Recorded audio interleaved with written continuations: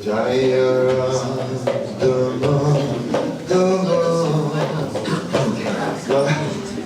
Kunja Bihari Jaya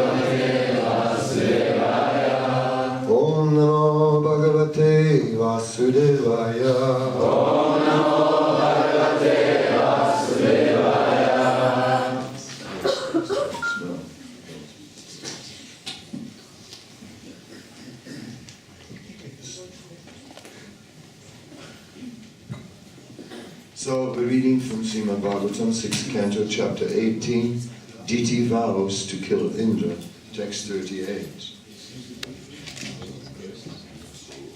Nisam yatatvacho vipro Vimana paryatapyata Aho adharma sumaha Ajame samupastita. Upon hearing Diti's request, Kasyapa was very much aggrieved. Alas, he lamented, now I face the danger of the impious act of killing Indra. Purport. Although Kasyapa Muni was very eager to fulfill the desire of his wife Diti, When he heard that she wanted a son to kill Indra, his jubilation was immediately reduced to nothing because he was averse to the idea.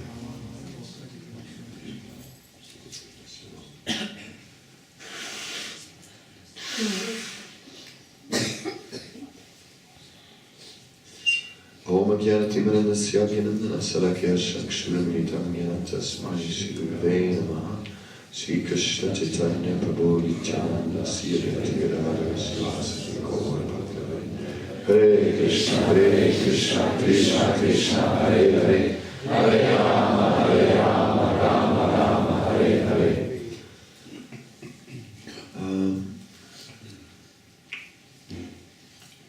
So we see the nature of entanglement. We see how one action leads to further consequences. And that is the nature of material activity or of any activity, also spiritual activity. Every action has further consequences. Just as in spiritual life, every activity creates spiritual benefit, and which means every activity creates deeper attachment to Krishna, and every little bit of service rendered to Krishna increases our desire to serve Krishna. And in the same way in material life, every activity leads to further activity. Nothing is isolated by itself. But the mind thinks that I want this one thing, and this one thing I must have. And we focus on that. And then as soon as we go for that, then there is all these strings attached, all these other things that are attached to it. Just like the topic, of course, is sex life between Kasyapa and Diti, and sex life brings so many other things with it, and so many other things that need to be there also. Once one decides, yes, let there be sex life. Therefore, the sages are recommending to avoid, because it is such a great entanglement. Now, there may not be just total avoidance, but at least avoidance of illicit sex. And then what is classified as kamasmi bharatarisabha, or sexual activity, which is according to religious principles, that's quite limited, actually. When Hayagriva heard from Srila Prabhupada what actually authorized sex life was, then he said, I may as well forget it. Now, that is very easy to say. It's very difficult and very austere. And because it's not possible that one just takes a decision and says, now we're going to restrict this, we're going to minimize. No, it means really that one has to get absorbed in spiritual activity. One has to, the focus in life has to go towards devotional service. That's the only way. People who struggle with controlling sexual desire, although they are devotees and want to be devotees, it means that there is a lack of absorption in devotional service. It means that simply their mind is not fully preoccupied with different ways of serving Krishna. But when there's so much service and one develops taste for that service, one develops an eagerness, one develops attachment to the service. So you want to do this service. This service is my everything. Then for the sake of service which requires a certain purity, then yes, then it becomes possible to regulate. We're speaking now about regulated sexual activity. Then it becomes possible to regulate, but not by dint of I must, I shall, because this is my duty according to the scripture. That doesn't stand over time. That can last for a little while, but not very long. Nor if devotional service is only performed out of duty. This is my duty, I must serve Krishna. It's my duty. Then it will become heavy duty. And then after some time, that is just saying, I can't do this anymore. And then it's time to then we move away from the temple to create some more space for our life. Of course, Grihastha life does require a private situation. But then there we can worship the deity. If we're not living so close to the temple, then let our home be a temple. Some people, especially in India, the home is a temple, the car is a temple, at work there's a little altar, they just go from temple to temple. The whole day is like parikrama, visiting different temples. So that's one solution. Even I once, our Krishna Kirtan is a dentist, and I once had an emergency and I went there, and then there was a picture of me in the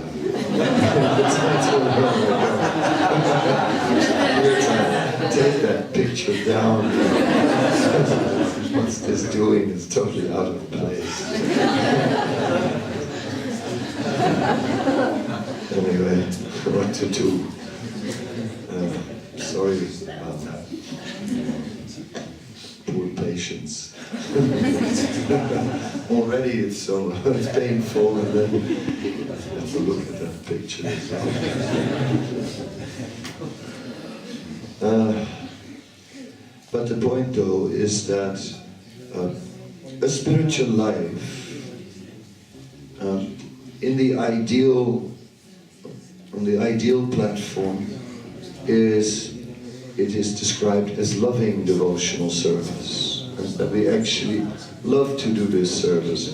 And the interesting part is loving devotional service, or as Srila Prabhupada translated that from Savai Pumsa Paro Dharmo Ato Bhakti Atokshije, where he speaks about bhakti and uses the translation loving devotional service. I find it interesting that doesn't just refer to the Krishna Prem of the Uttama Adhikari, who is the topmost devotee. Because when we look at that devotee, then we look with our binoculars and say, he is so far away, we can never come close to that. It's an ideal that appears impossible to attain, and the mind just gives up even before trying when it comes to an ideal that is too high. So therefore, I like the verse which gives the definition of the Madhyam Adhikari. Ishvara tadadine su palise sudrisat sucha prema maitri kripopeksha yakaruti samajama, which means that the Madhyam Adhikari, the intermediate devotee, is dealing with different classes of people, of different categories of people, in different ways. It is said, Ishvara, for Ishvara, he has prayed. For the Supreme Lord, he has prayed. Ishvara tadadine su. For the devotees, there is prema maitri, there is maitri, there is friendship. For the Yeah, so I have to, in my mind, chant the verse because two lines you put next to each other. I have to, in my mind, do it. Bali says, for the innocent, there is kripa, there is mercy. And finally, for the dvisatsu, the envious, there is apeksha. Apeksha means indifference. There is indifference. So in this way, the Madhyam Adhikari acts in different ways with different kinds of people. He doesn't have the strength to overcome the envious people, so he just ignores them because he knows if I'm too much trying to overcome those who are envious, they'll just become overpowering. Like the entire, well, Queen's King's Day effect is sort of a little bit like that. You know, when you are in the middle of the kirtan party, and yesterday I noticed, then there is that energy of the kirtan, and it is so overpowering that the people have no chance, right? They have no chance to do their nonsense. You know, maybe a little nonsense they do. Some throw a little beer on us, right? That's it, you know. Anyway, you know, we don't care. I mean, Lord Chaitanya might even count it as an offering, you know. Watch out to these things. Lord Chaitanya, just, the Lord is like tricky, you know. Putana, she wanted to kill Krishna, right? And, you know, put poison, but she forgot that she was going to offer the breast, and that Krishna was just ignoring the other thing and seeing, she's my mother, right? So, you know, beer is ultimately grain, you know, so then they think, you know, Krishna might separate the grain from the alcohol, right? Accept the grain, reject the alcohol, and this way it makes some events, you know. But when they start throwing, you know, beer cans at us, then of course it gets a bit too much. But they don't do that, because we're too overpowering. In the past they used to, actually, when we were a smaller group. We would get it much more, yes? We used to be like 40 devotees or 30 devotees, and then, you know, Vyasapuja, myself, you know, would do practically, we would lead the kirtan the whole day. And I remember at the end there was a last melody which I could still do, which is the easy one. There's no high and no low. Hare Krishna, Hare Krishna. That one always works, even when the voice is gone. That was the last melody, and then it was over. And we, no hands left. So now there are so many. But as we are so many, we create our own transcendental atmosphere.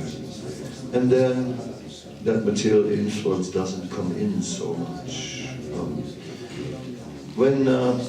Because yesterday, when I walked a bit ahead sometimes to discuss which route to go, you know, because you have to adjust a little bit according to the crowd, you know. So I was discussing it sometimes, but Uddhava was running ahead and then discussing, where shall we go now? And then we were further ahead, right? And then those same people that were sort of dancing with us suddenly were acting differently, you know. They were acting like little Hiranyakasipus and so on, you know. I mean, not that we were so impressed, but, you know, they don't always behave properly. But when we are so many, then the energy is just overpowering. And then when we go in the tunnel, then it's amplified even. And then they just come like running. They come running. They don't just happen to be in the kirtan. They come running from a distance into the kirtan. They all come. They run. They just jump in. It's amazing. So in this way we can see from that how our own spiritual life can work. When we just get absorbed and just really into it, then we'll just run to serve Krishna, and then what other thoughts are in the mind? What other desires are there? Then material desires. What are those things? People talk about material desires. What about material desires? You know what I mean? How do you deal with material desires? Material desires. I mean, that comes after all the other things I have to do. Right? There's too much to do. I mean, when you have so much service, there's so much to do, and then when you're free. My analogy is like this, that take all your material desires, put them in a box, and write on the box, my material desires. Put the box on the shelf, and then get absorbed in service, do a lot of service. And then you're so busy with service, sometimes you look at your material desires on the shelf, right? So there they are there, I know. But there's no time, because too much service, right? So busy with all the service that they're standing there. And then one day, you don't have so much service. And then you think, today, I'm going to play. Today, I'm going to play with my material desires. You take the box off the shelf, you look inside, and the box is half empty. Who took my material desires? Don't you know that Krishna is a thief?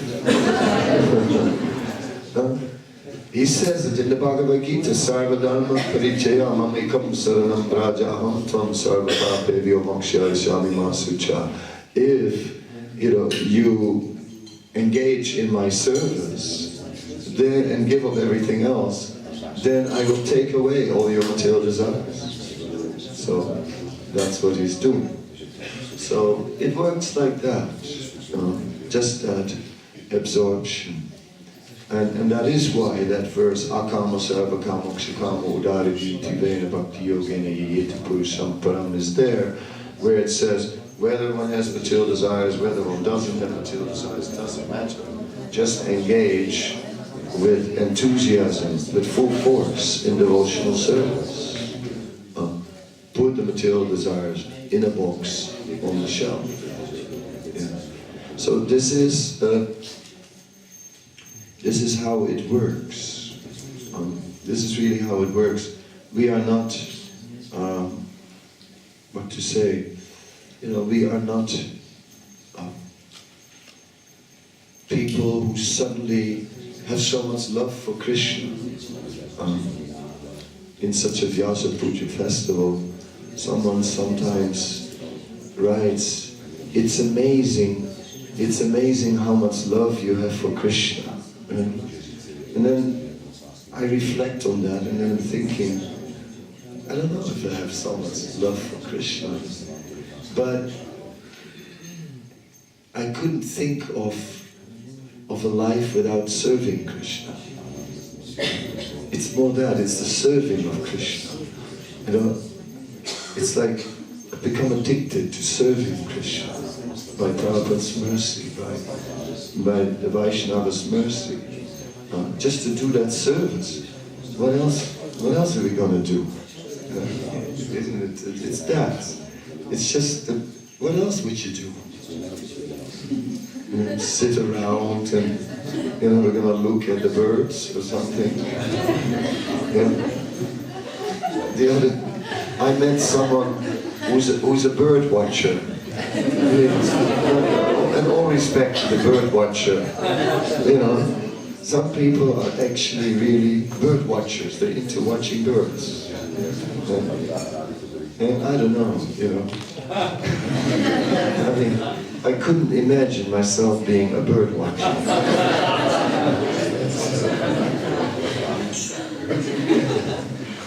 And when I do watch the birds, then I notice that when birds drink water, I'll do a bird for you, right? Just look, I am the bird drinking water.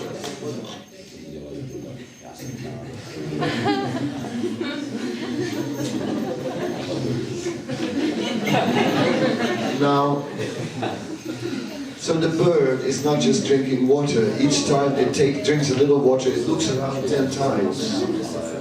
So when I'm watching the birds, I realize it's not fun to be a bird. Because even when you want to drink a little water, you have to watch out that from any side it can come any moment. Right? A cat comes from behind the tree, you know, from above a big bird, and there are so many other enemies. So they constantly watch in all directions. So rather than bird watching, better watch out, bird. Right? It's dangerous to be a bird. So that's all I see when I watch birds. So, okay, so I can't imagine to do such things because they have no transcendental meaning. You know, by karma, I took my birth in the Netherlands, and the Netherlands means water, lots of it. You know, everywhere water. In Amsterdam you see all the canals, and if I would take you a little further, I could take you to the lakes, or I could take you to the sea, and sooner or later I could put you on a boat, right? I mean, that's the Netherlands. When I was a small kid, I was already on boats. I grew up on boats. You know? I could swim before I could walk, and I could sail a boat because I'm from Holland. So I used to have a yacht and sail on the sea, and I liked it. But later, as a devotee, I was also on a boat, and it's still nice, but not meaningful. The only thing that was interesting was that there were other people on the boat. There were guests on the boat, and the good thing about the boat was they couldn't escape. So, you know, that was the only real advantage of the boat. They couldn't go anywhere, you know, so it's either listen to me or jump in the water. So, well, let's talk about Krishna now. That was the only real good part of the boat. Everything else, I don't know, you know, just sailing a boat, not so exciting. Not so everything loses its color. Now that I talk about this boat, I may as well entertain you for a moment. We were here in Radhadesh, and there's every year the summer festival, and then Rida Chaitanya Prabhu somehow or other forced me in every possible way. Sometimes sweet, sometimes whatever he could use, to be there every year. So every year I have to go. As long as I live. And even when I don't know who will live the longest, probably Rida, because his brother became 100. And mine only 57, so. But even if I would live longer, he would come in my dreams and say, you have to come for the summer festival. So I came for the Radhadesh summer festival, and I was finished, you know, it was like a whole weekend. So the next day was the boat party with Sachinanda Maharaj leaving from Belgium in Antwerp. So I know, you know, that year they took a route over the North Sea, which is rough, you know, and I was tired, and I thought, I just report sick and I take one day extra rest, and I'll join them in the next port on the north side, where the sea is much nicer. So that was the plan. So nowadays phones work everywhere. They work even from the sea. So I was resting, you know, like, and then someone brought a phone, and it was Sachinanda Swami. And he says, Kadamba Kanana Maharaj, I heard you are not well. I said, I'm already getting better. He said, oh, that is very good. You know, we are here on the sea, and the ship is dancing like Krishna on the hoods of Korea. And all the devotees are resting. If I translate it now for you into normal English, the ship was shaking like anything on the waves of the North Sea, and all the devotees were sick and lying on their beds.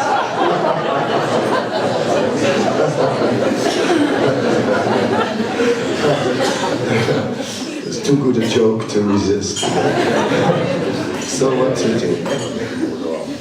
Yes, and that is the nice thing of this movement and of this process. It's not boring, you know.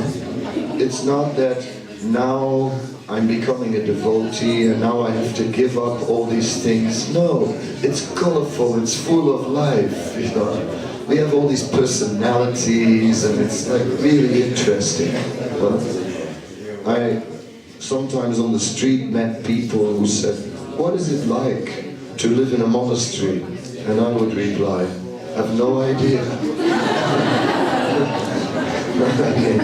Whatever Hare Krishna temple is, it's not a monastery, that's for sure.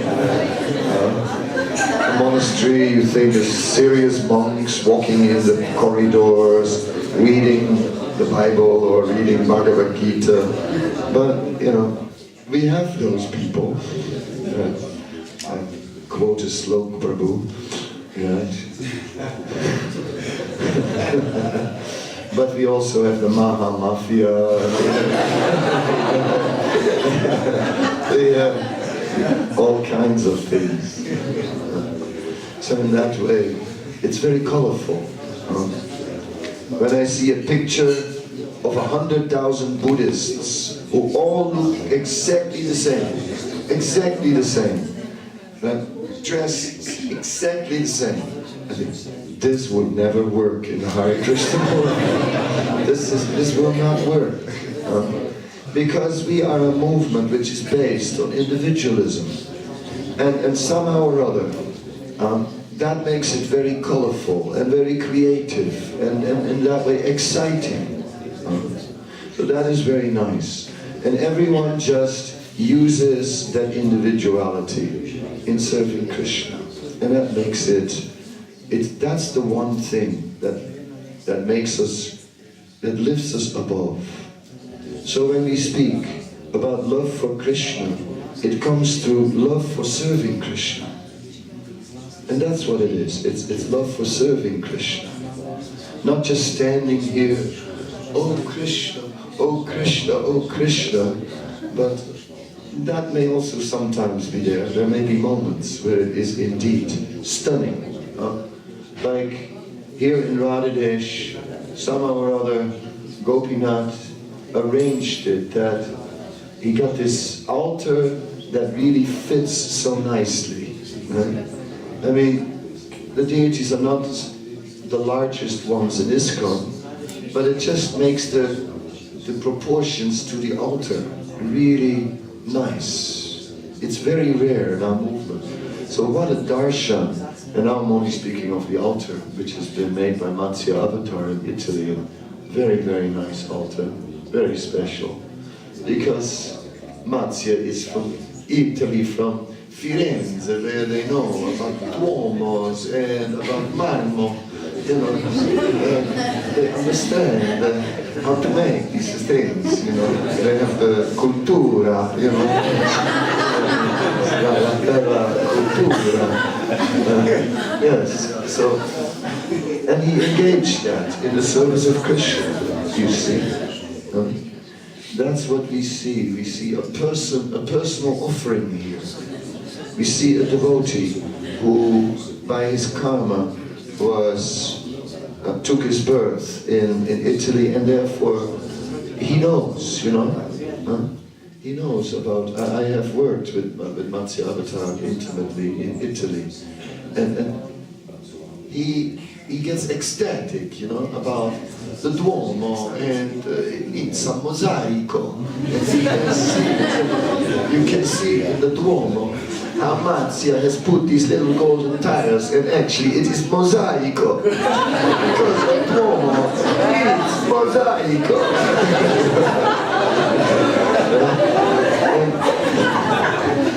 In this way, everyone has to just simply what is already naturally there. So, being from Holland, it has to be King's Day.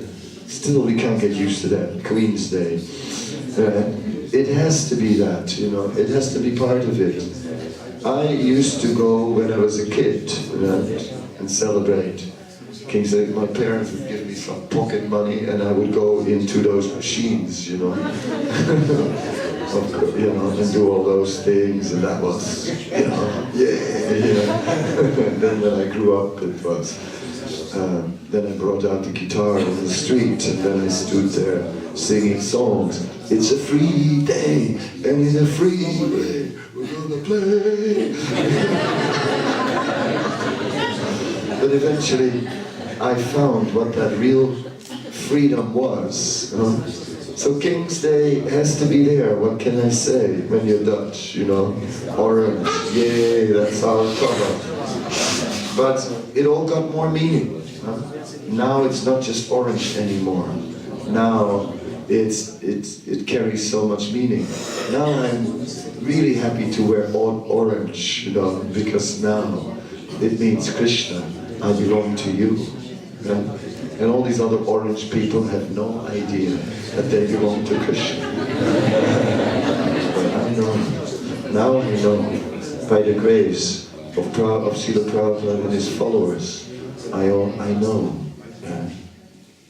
So, like this, through that service, everything changes. Everything changes. I oftentimes, in Vrindavan, was the person who missed all the nectar. Yeah? Because I was always, you know, they made me temple commander and things like that. And then when all the nectar programs are going on, you know, the big swamis are speaking or the big kirtans are going on, then I had to make sure that the potato peelers were there or something like that. The chapati rollers, or a bathroom was blocked and overflowing, and, you know, and some brahmacharis had put their copens in the pipe, which they always do. These are the normal things. A big festival, and it was my job to keep the water going, to keep the prasadam going, to make sure the life would go on. And then in my mind I was lamenting, you know, I'm missing out on everything. But I tell you, I wasn't missing out on nothing, because I had no time for missing out anything. Every moment was filled with service. You know? So in this way, it is so nice, such a nice movement. So I think with great optimism we can take this this festival home in our hearts and meditate on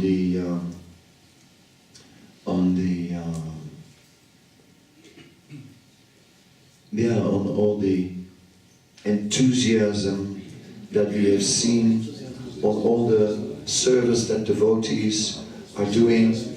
From Radhadesh there is Bhakta Rik. For some reason he's forever Bhakta Rik, you know, and he was Bhakta Rik so many years ago.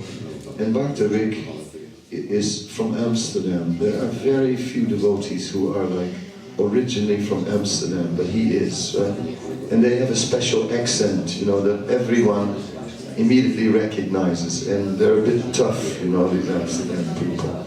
So Bhakta Rik, every year, you know, the spot where the stalls are standing, it's not just that you go to the city council and you book a spot. It's not like that. The city gives permissions for people to set up a marketplace on the street, and what you have to do is you have to tape it off some days before and mark it and reserve a spot. And then the day before, you have to come and take your spot.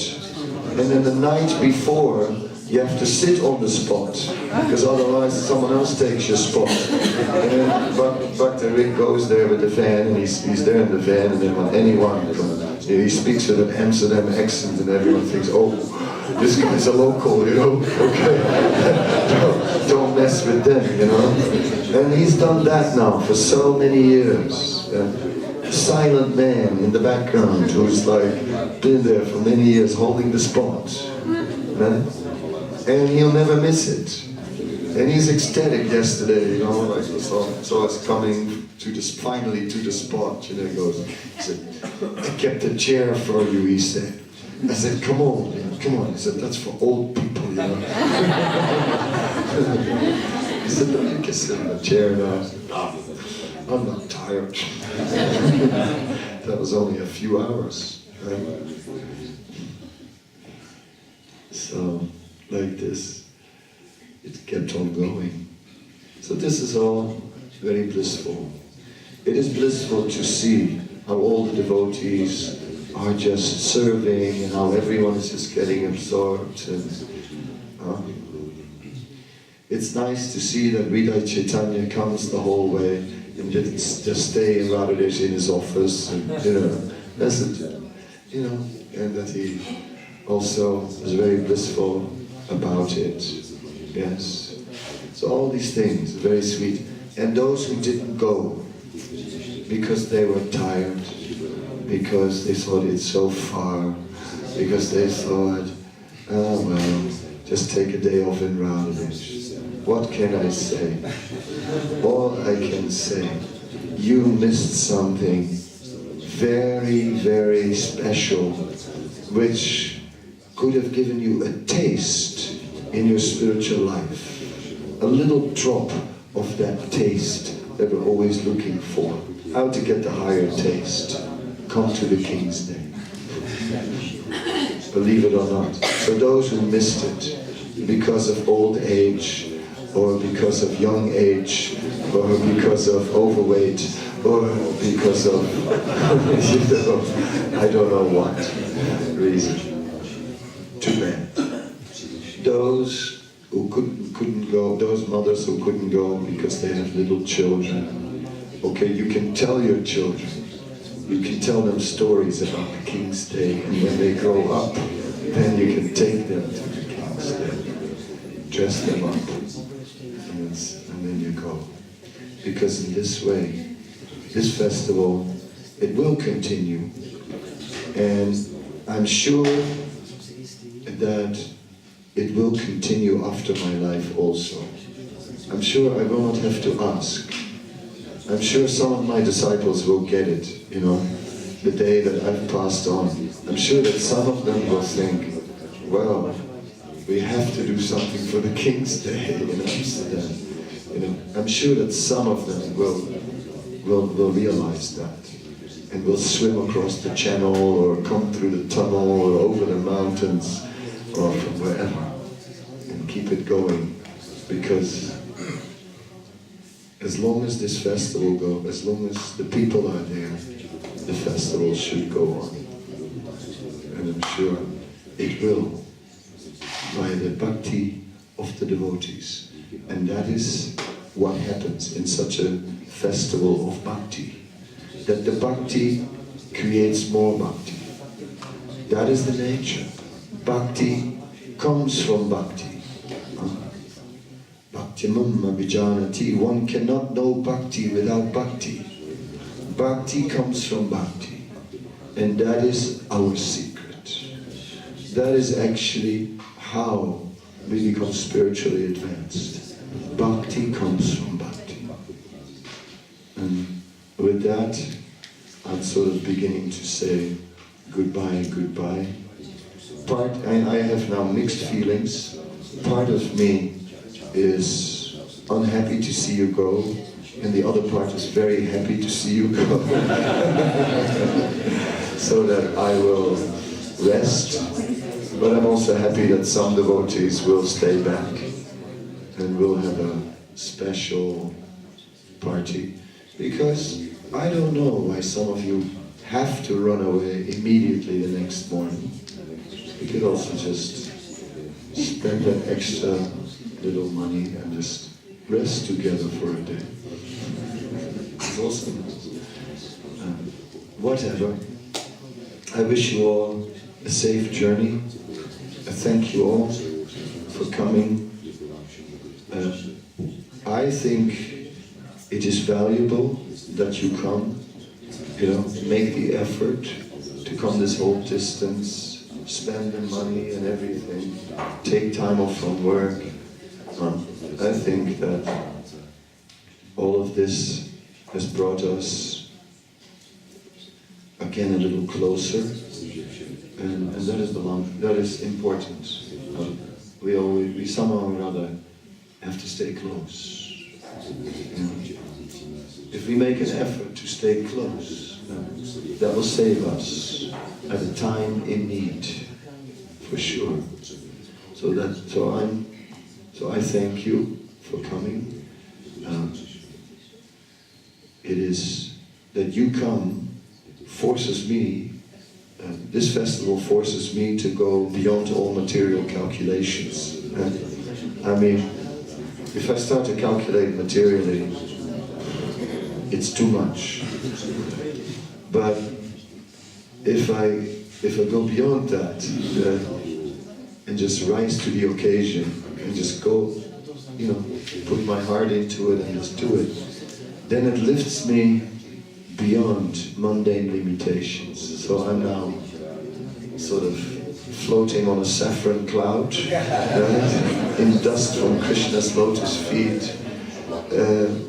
So thank you for that birthday gift, because that is the greatest gift of all, that you have lifted me up above material limitations. So thank you for coming all here and bringing me that birthday gift. And some of you I'll meet again in Germany, some of you I'll meet again in Prague, some of you I'll meet in Switzerland, some of you I'll meet in Slovakia, some of you in Croatia. We will have the Serbian camp this summer, and those who want to have a very romantic kirtan in the summer with some pizza and pasta can come to the Villa Vrindavan Kirtan Festival, which is very sweet, and like that. I will soon post a schedule on the internet, which I didn't do because once you've posted it, you have to do it. But I will post it.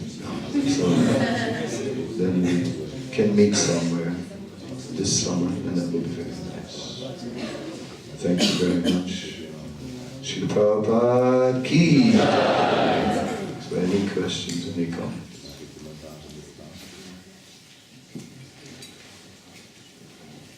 It's fine if there's no question. All questions answered. So then we'll end. Thank you very much. Just one comment. A comment from Pura. So on my second visit to Radhadesh, I remember the first time you brought me here, how amazed I was to not only see the beauty of the deities, but as you pointed out, the altar, I don't think there's another altar made of marble like this that I've seen anywhere in all of ISKCON. So, Vidai Chaitanya Prabhu informed me yesterday that it was actually Rati Manjari that purchased this. She donated to pay for it. So I appreciate hearing that Matsya Avatar was designer and creator. I just thought I'd make that. Share that. Yeah. Yeah. Yeah, that's another example of the devotees who are in the background doing so many things. So many devotees in the past, have made big contributions for Radhadesh. I mean, you can understand that this is a big place, and what they have done to collect for that and